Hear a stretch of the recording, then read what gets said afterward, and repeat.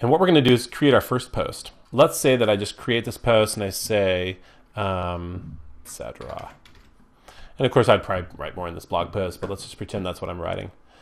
And then I can actually say, all right, I'm just ready to post it. Just hit publish. Okay, and it goes live. Okay, so once this post is up and live, now I didn't select any categories, but if I scroll down here, you'll see that the default category has been set for me, which is blog. And I want every post to have that be their default category. And you'll see why in just a minute. But then this is also a daily tip. So I'm going to go ahead and add daily tip because I forgot to. Let's pretend.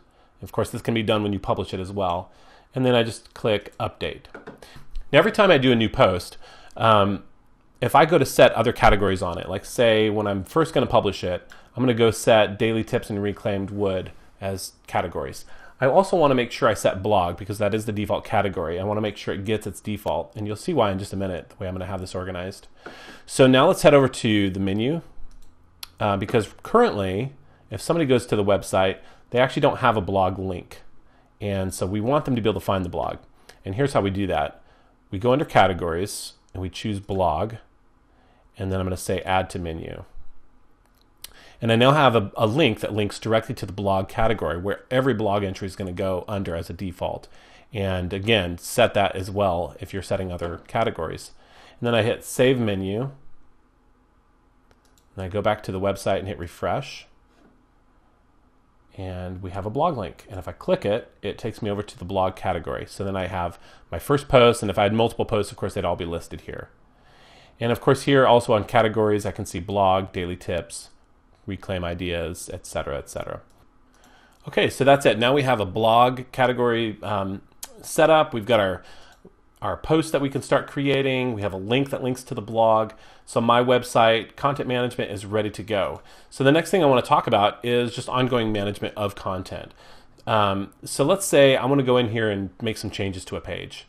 It's really easy. Just click all pages, choose the page you want to edit. You can either click on the title of the page to edit it or just click edit. There's also a quick edit option, but I never use that. I like the full edit options because there's a lot more I can do with it. And then I can go in here and I can change the text around. I could make this maybe instead of header 2, let's make it header 3.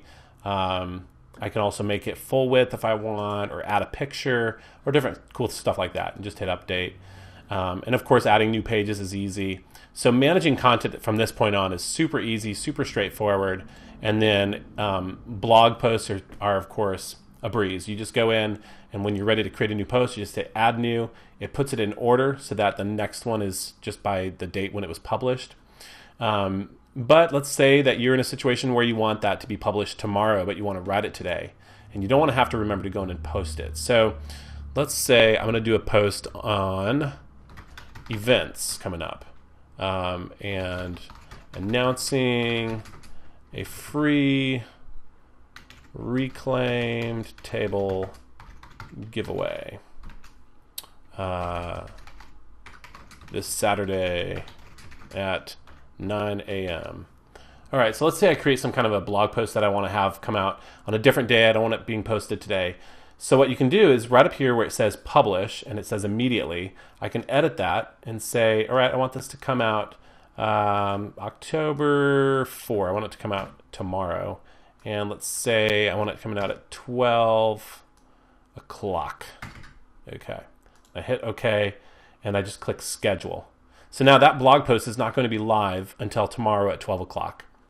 And again, that 12 o'clock has to do with your time zone on your blog. So let's just take a look at that and see what ours is set to really quick. We'll go to general here and just scroll down. So right now we're at UTC plus 0. So we want to say we're going to change that to -5 because that's the UTC time we're on, and hit save changes. And there we go. So now when I refresh this guy and I go to blog, it's not going to show that post because it's not scheduled to come out yet. Now let's say that I want to have blog also have menu items popping under, like I said before. So we want other categories appearing under our blog link. And let's say that maybe we don't want the blog link going anywhere. Maybe we don't want, when they click it, it doesn't do anything. So that's all totally doable. What we're going to do is we're going to actually say under the blog link right here, we're going to do another category. I'm going to say I want daily tips and reclaimed ideas. So I'm going to add those two, and I'm going to put them in a little bit, and it's going to pop them in right under blog. So now when you hover over blog, you're going to also have other options you can jump directly to. And again, you can change the name of these per menu item just by hitting that little arrow and change the navigation. And then you can also just drag and drop. So I hit save menu, go back over here and refresh the page. And then if I hover over it, now I have other categories to choose from, and I can just jump directly to daily tips, or jump directly to reclaim ideas, or of course just click blog and it goes directly there. And if I don't want blog to go anywhere, then again, we do what we did with resources. We create a link out of the links category and just do a hashtag and then the label that you want. And that just creates a menu item that doesn't actually go anywhere, but allows it to have menu items underneath it.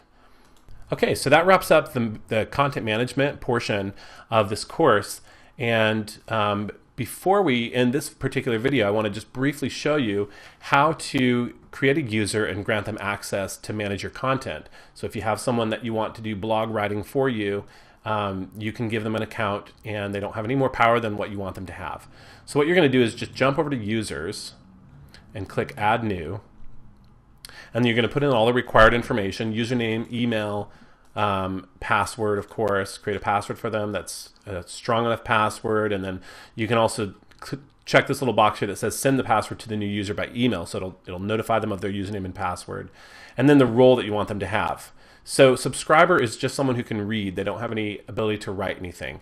So if you want a blog writer, then you would actually want to have a contributor, and a contributor can actually just contribute posts.